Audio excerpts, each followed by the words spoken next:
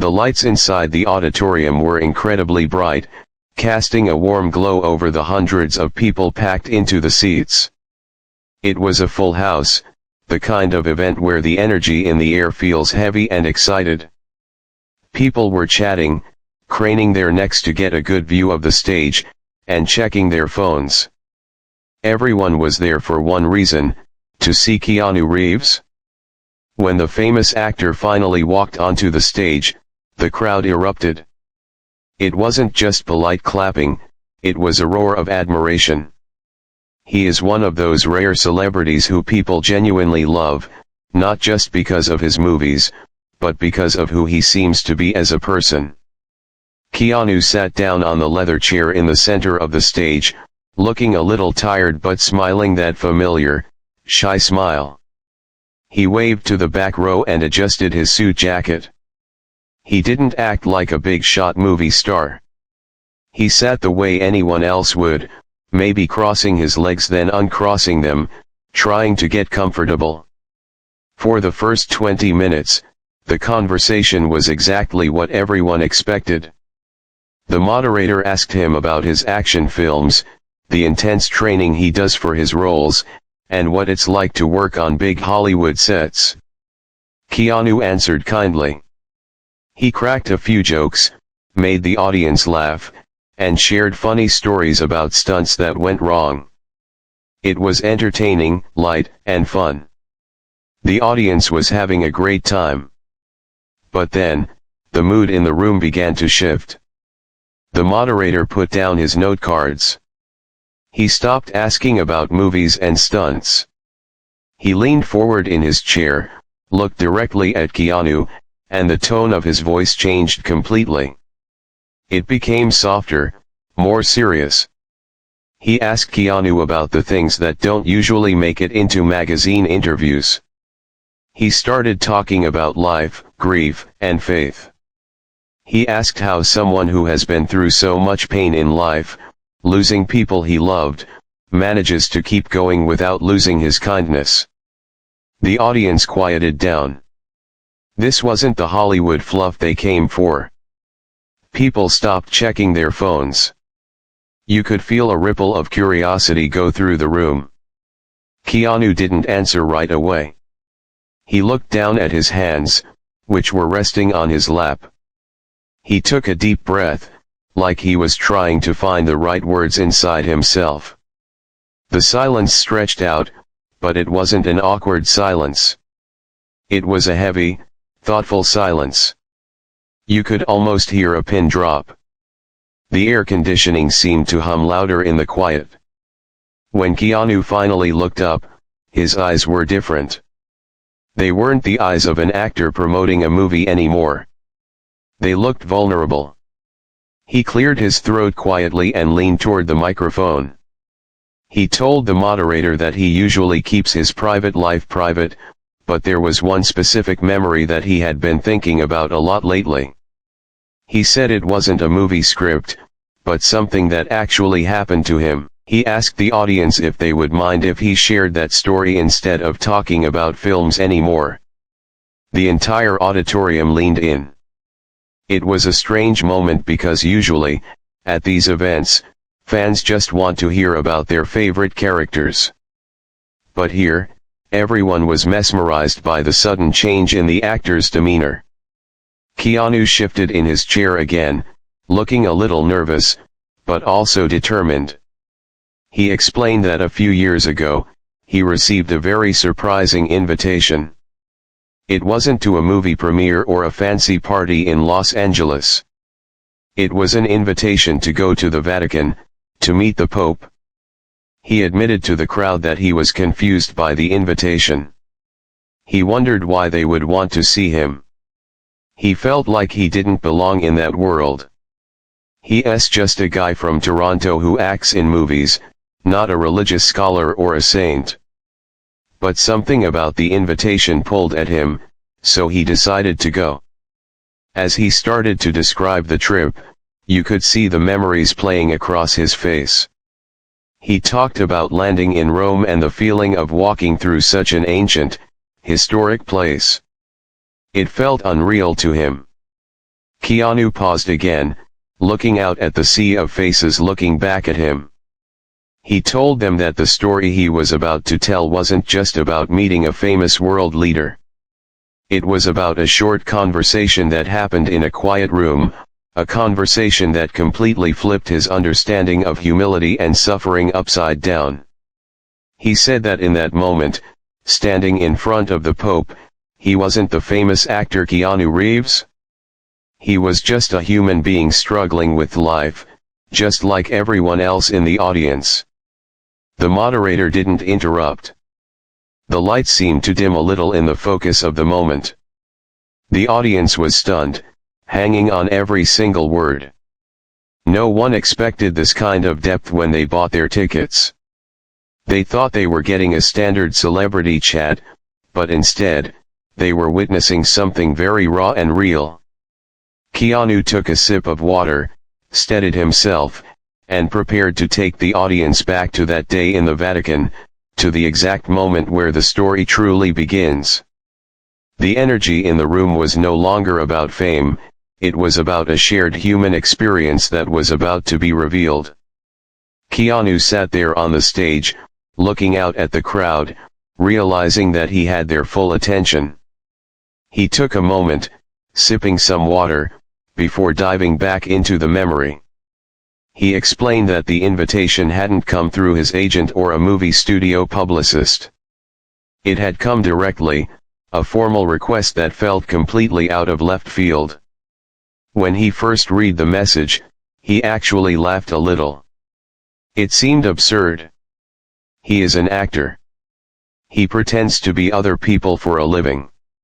He makes action movies where he fights bad guys and jumps off buildings.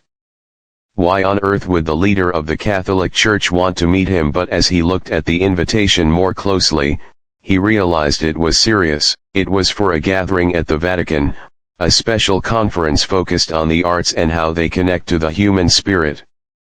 They wanted him to be part of a discussion about creativity and storytelling. Keanu told the audience that he felt a wave of hesitation wash over him. He isn't a politician, and he isn't a religious scholar. He's just a guy who does his best to show up and work hard. The idea of walking into the Vatican, a place steeped in thousands of years of history and tradition, made him feel incredibly small. He felt like an imposter. He worried that people would look at him and wonder, what is this movie star doing here? He admitted to the crowd that he almost didn't go. He sat with the invitation for days, turning it over in his mind. He thought about his life, the losses he has suffered, and the ups and downs of his career. He wondered what he could possibly offer to a conversation about faith and humanity. But eventually, curiosity won out over fear. He realized that sometimes you have to step into the unknown, even when you feel unworthy. So, he accepted.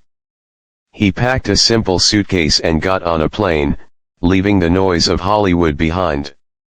Keanu described the flight to Rome as a blur. He spent most of the time looking out the window, thinking about what he was getting himself into. By the time the plane touched down in Italy, he was a bundle of nerves. He wasn't worried about paparazzi or fans. He was worried about the atmosphere he was stepping into. Rome is a city that lives in the past and present all at once, but the Vatican is something else entirely. It is a city within a city, surrounded by high walls, holding secrets and history that go back centuries. When the day of the meeting arrived, Keanu put on his best suit. It wasn't flashy, just a respectable dark suit and a white shirt. He wanted to be respectful. As he approached the Vatican walls, the energy of the city seemed to change. The chaotic traffic of Rome faded away, replaced by a sense of stillness. He joined a small group of other invitees, artists, writers, and musicians from all over the world. They were all whispering among themselves, looking just as nervous and excited as he felt. It helped to see that he wasn't the only one feeling out of place. Going through the security and entering the Vatican grounds was like walking onto a movie set, except it was real.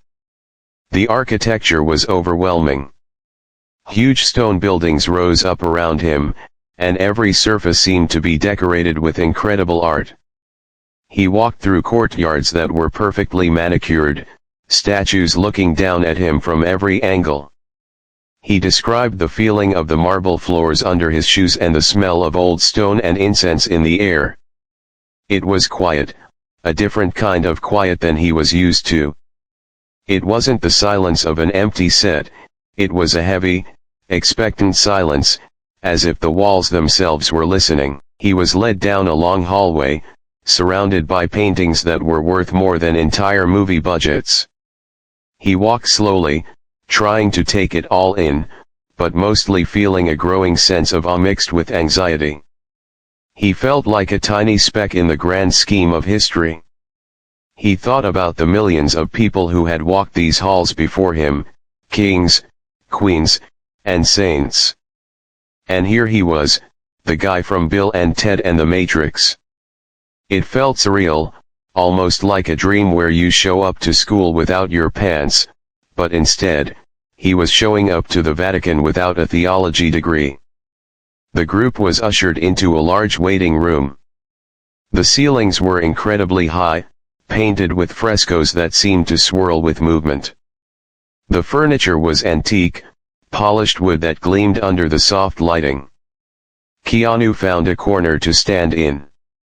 He didn't want to say much because he was afraid of saying the wrong thing. He watched the other attendees.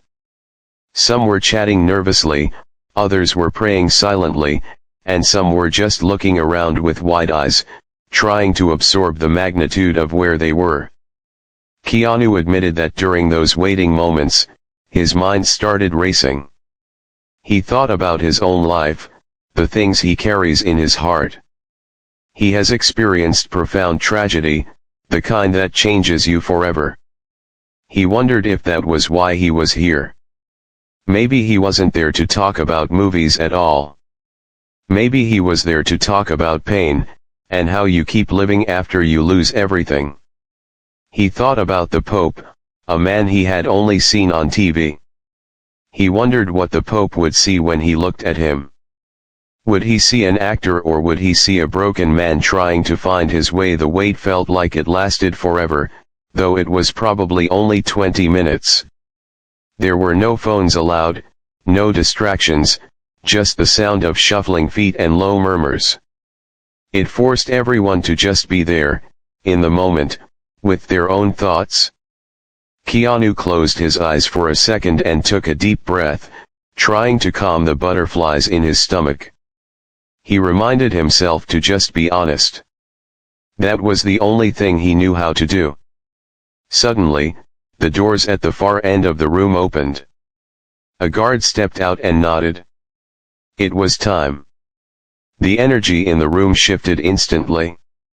The nervous chatter stopped dead. Everyone straightened their clothes and stood up a little taller. Keanu felt his heart hammer against his ribs. This was it. He was about to come face to face with one of the most influential people in the world. He wasn't reading lines from a script.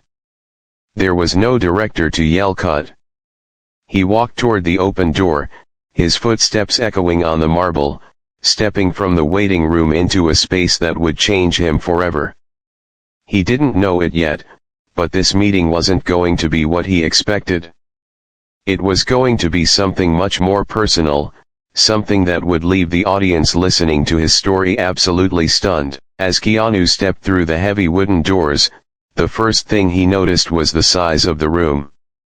He had expected something grand, a massive hall with high ceilings where his voice would echo. Instead, he found himself in a space that felt surprisingly intimate. It wasn't too small, but it wasn't intimidating either. It felt like a large, comfortable library or a study where important decisions are made quietly. The walls were lined with books, and the lighting was soft, casting gentle shadows rather than harsh spotlights. The air was calm, a stark contrast to the noise and chaos of the movie sets he spent his life on. There were no cameras flashing, no microphones being shoved in his face, and no crew members rushing around with cables and coffee. Just silence. He lined up with the other guests who had been invited. They were standing in a loose semicircle, shuffling their feet, clearly trying to compose themselves. Keanu stood near the back, which is usually where he prefers to be. He watched the people around him. Some were wiping sweat from their foreheads, others were clutching their hands together tightly. Everyone was holding their breath, waiting for the main event. Keanu tried to steady his own breathing. He felt like a little kid waiting in the principal's office, even though he hadn't done anything wrong. It was just the weight of the place, the history of it, that pressed down on his shoulders. Then, a side door opened. The Pope walked in. Keanu leaned forward slightly, curious to see how the leader of the Catholic Church would carry himself. He had seen Pope Francis on the news and in pictures, always waving from a Pope mobile or standing on a balcony. But seeing him in person was completely different. There was no golden throne. There was no long, slow procession with trumpets. In fact, the Pope walked in with a kind of shuffle, moving slowly but with purpose. He was wearing a simple white cassock, and he looked smaller than he did on TV. He looked like an old man, a grandfather who had just woken up from a nap. But what caught Keanu's attention the most was the Pope's face. He wasn't wearing a mask of solemnity or power.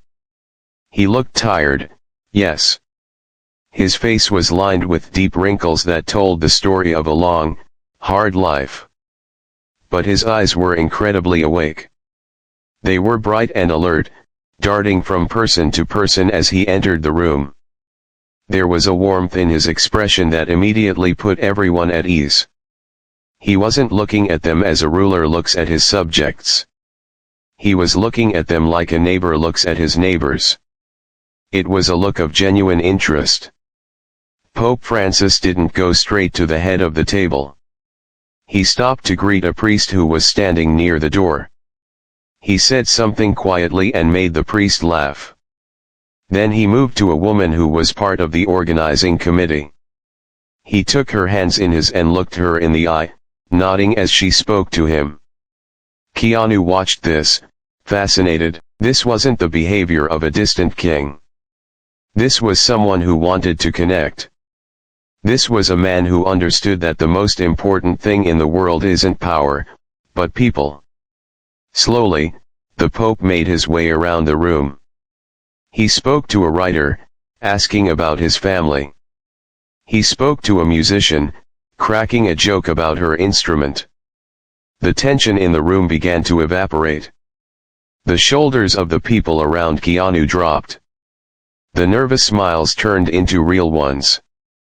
It was amazing to watch how quickly a single person could change the mood of an entire room just by being present and kind. Keanu realized then that this wasn't going to be a formal, stiff event. It was going to be a conversation. Eventually, the Pope made his way to the back of the room where Keanu was standing. Keanu felt his heart hammer against his ribs again. This was it. He quickly rehearsed what he might say in his head. "Thank you for having me, Holy Father. It is an honor." It sounded scripted and robotic, like a line from a bad movie. He hated how fake it felt. He wanted to say something real, but the pressure made his mind go blank. The Pope stopped in front of him. He looked up at Keanu. Keanu is a tall guy, and he usually has to look down at people, but he found himself looking down at this small, frail man with the immense presence. There was a pause. A long silence stretched between them. It wasn't an awkward silence, though.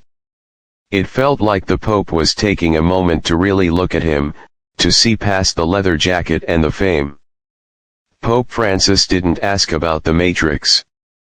He didn't ask about John Wick. He didn't ask what it was like to work with other famous actors. He didn't even say I liked your movie. Instead, he did something that took Keanu completely by surprise. He reached out and took both of Keanu's hands in his. The Pope's hands were rough and worn, the hands of a worker, not a king. His grip was firm and warm. For a moment, they just stood there holding hands. Keanu looked into the Pope's eyes and saw a deep, swirling ocean of compassion. He felt stripped bare. He felt like the Pope could see right through the Hollywood persona. He felt like the Pope could see the grief he carried, the losses he had suffered, and the nights he spent alone. It was a terrifying feeling, but also strangely comforting. It was the feeling of being truly seen, perhaps for the first time in a long time, by someone who didn't want anything from him. Then, the Pope smiled. It was a crooked, gentle smile that crinkled the corners of his eyes. He squeezed Keanu's hands tighter. He didn't speak in Latin or use fancy religious words. He spoke softly, in a voice that sounded like gravel and honey. He didn't treat Keanu like a celebrity. He treated him like a human being who had known pain. It was a simple greeting, but the weight behind it was heavy. Keanu felt his defenses crumble. He wasn't an action star in that moment, he was just a man, standing in front of another man, sharing a moment of quiet understanding in a room full of history. The air between them felt charged with electricity, a silent acknowledgement that a conversation was about to happen that Keanu would never forget. The Pope stood there holding Keanu's hands, and for a few seconds, neither of them said a word.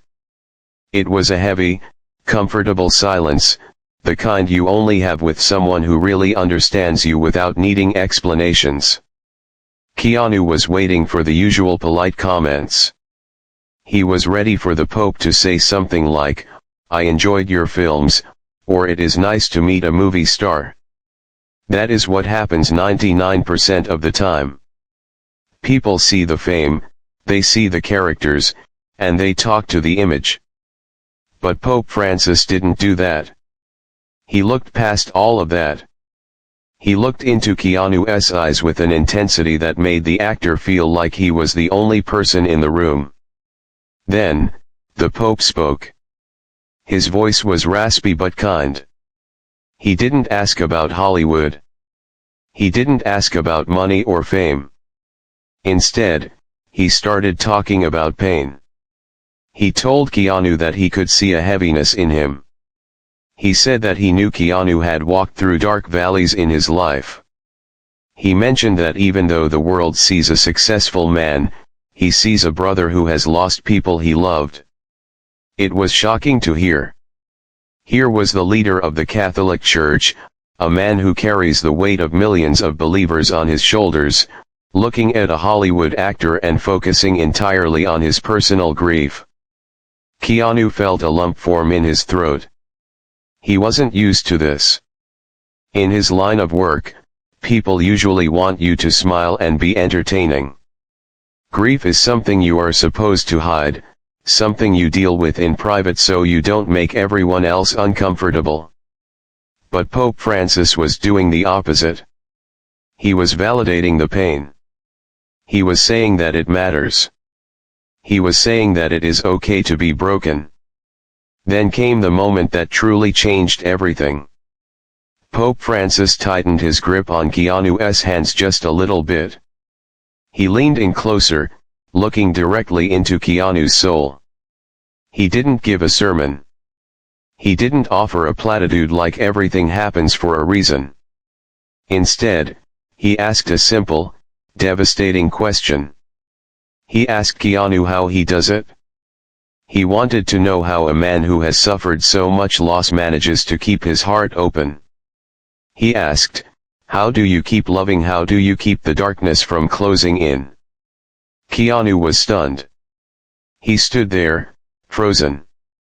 He realized in that moment that this wasn't a test. The Pope wasn't asking because he wanted to hear a clever answer. He was asking because he genuinely wanted to know. The Pope deals with suffering every single day.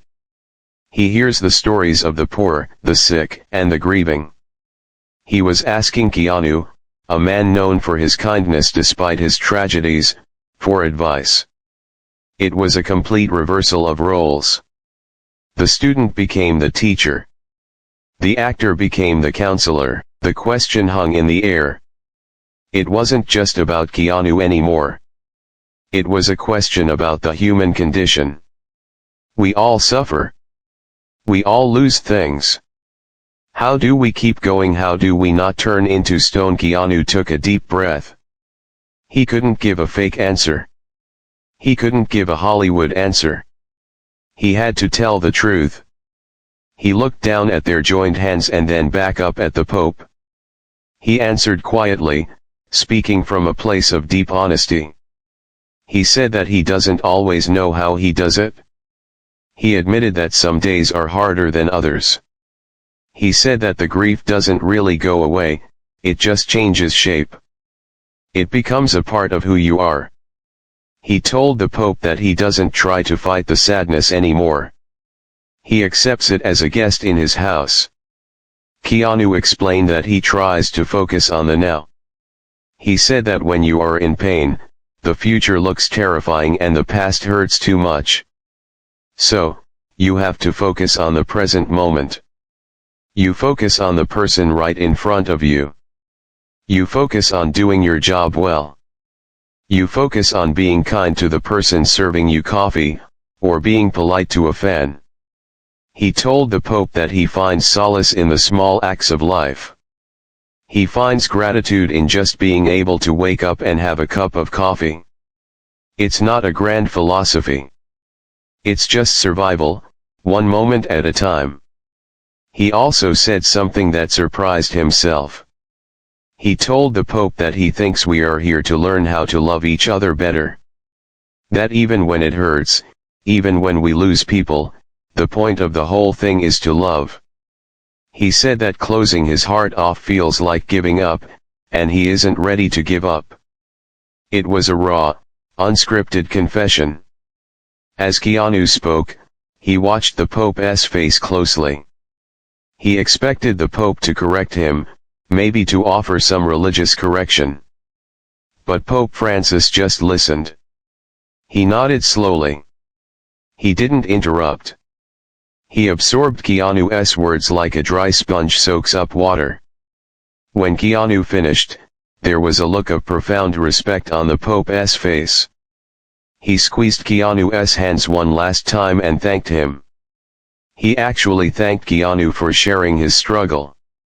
It was a moment of absolute clarity for Keanu. He realized that holiness isn't about being perfect. It isn't about never being sad. Holiness is about showing up. It's about standing in the fire and letting it burn, but staying soft anyway.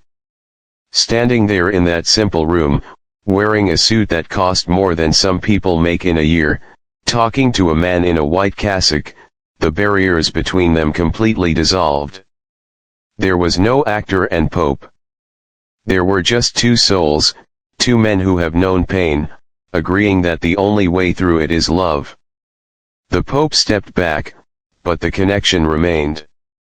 He gave Keanu a small blessing, not as a superior to an inferior, but as a friend wishing a friend well. It was a brief interaction, maybe only 5 minutes long out of Keanu's entire life, but it carried the weight of years. It was a conversation that stripped away all the noise of the world and got right down to the bone of what it means to be alive. Keanu stood there for a moment after the Pope moved on to the next person, letting the realization wash over him. He had just shared his truth, and it had been received with grace. He felt lighter, somehow, as if he had been carrying a stone in his pocket that he didn't know was there, and he had finally taken it out. It was a powerful story, and he knew he had to tell it just the way it happened. Keanu let his voice trail off, leaving the story of the Vatican hanging in the air of the auditorium. He didn't immediately look back at the moderator or try to crack a joke to lighten the mood. He just sat there, hands resting on his knees, looking out at the hundreds of people in front of him. You could tell he was back in the present moment, but the memory was still vivid in his mind. He took a slow, deep breath and explained to the audience what that moment actually meant to him. He told them that he walked out of the Vatican that day feeling lighter than he had in years. It wasn't because the Pope gave him a magical blessing or solved all his problems. His life didn't suddenly become perfect. The grief was still there, and the challenges of his daily life were still waiting for him. But something inside him had shifted. He realized that he didn't have to carry the weight of the world alone. He learned that even the most powerful, respected people on earth are just struggling to figure it out, just like he is. The Pope, a man who leads millions, didn't pretend to have all the answers. Instead, he asked for help. He asked for wisdom. That humility broke something open in Keanu's heart. He leaned closer to the microphone and said that the biggest lesson he learned was that we are all connected by our pain and our ability to endure. He explained that society often teaches us to hide our scars, to put on a brave face, and to pretend like we have it all together. But true strength, he realized, comes from showing your scars. It comes from admitting that you are hurt, that you are tired, and that you need help. When the Pope looked at him and saw his pain instead of his fame, it taught Keanu that he is worthy simply because he exists, not because of what he does on a movie screen. The audience sat in absolute silence. It was the kind of silence that feels heavy, like the air before a thunderstorm. You could have heard a pin drop. No one was looking at their phones. No one was whispering to their neighbor. Every single person in that room was locked in on Keanu's face. They were expecting a story about a celebrity meeting a famous world leader. They expected a funny anecdote or a cool photo. What they got instead was a raw, vulnerable look at the human condition. It was a reminder that behind the fame and the lights, we all deal with the same things. You could see the impact on people's faces. A man in the front row, who had been laughing loudly at the earlier jokes, was now staring at Keanu with his mouth slightly open, looking mesmerized. A woman near the back was wiping tears from her eyes, trying not to make a sound. The energy in the room had completely transformed. It wasn't a show anymore. It was a shared experience. Keanu had taken down the wall between the stage and the seats. He wasn't an idol up on a pedestal, he was just a guy sitting in a chair, telling the truth about his life. And that truth was hitting everyone hard. Keanu looked around the room, almost seeming surprised by the quiet. He gave a small, nervous smile and shrugged his shoulders slightly, as if to say, "That's just how it happened."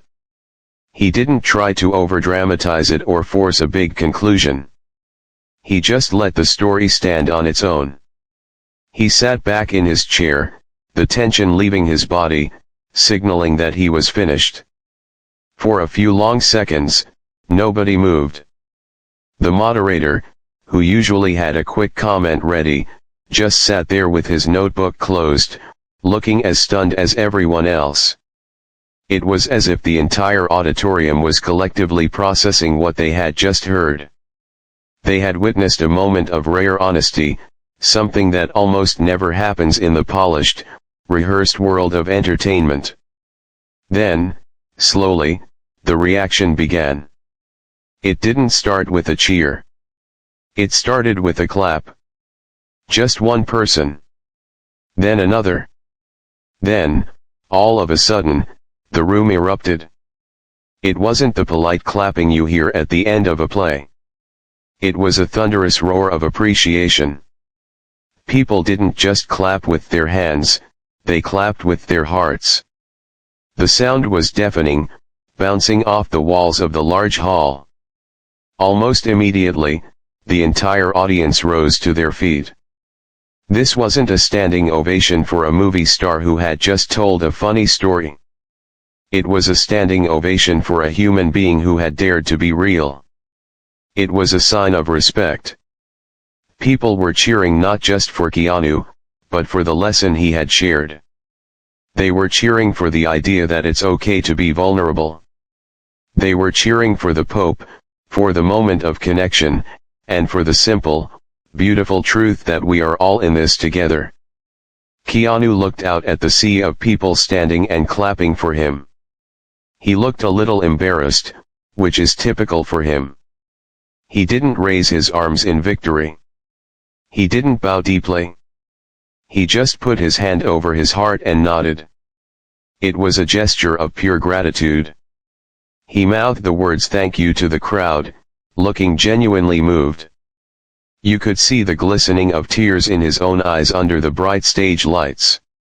It was a full circle moment. He had given the audience a piece of his soul, and they were giving it right back with love.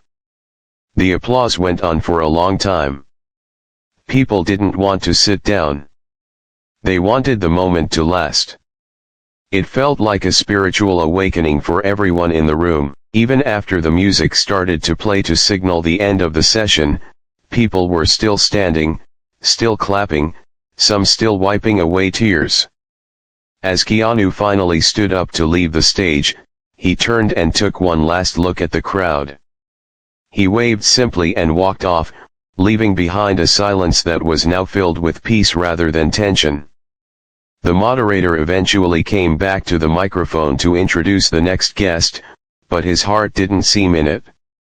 Everyone knew that the show was essentially over. Nothing that happened next could possibly top what they had just seen. The audience walked out of the auditorium that night buzzing with energy, but it was a different kind of buzz. They weren't discussing action scenes or box office numbers. They were discussing life, grief, and kindness. They were talking about how a Hollywood superstar and the Pope found common ground in their suffering. It was a true story that no one would forget, a reminder that the most powerful stories aren't the ones we make up, but the ones we live.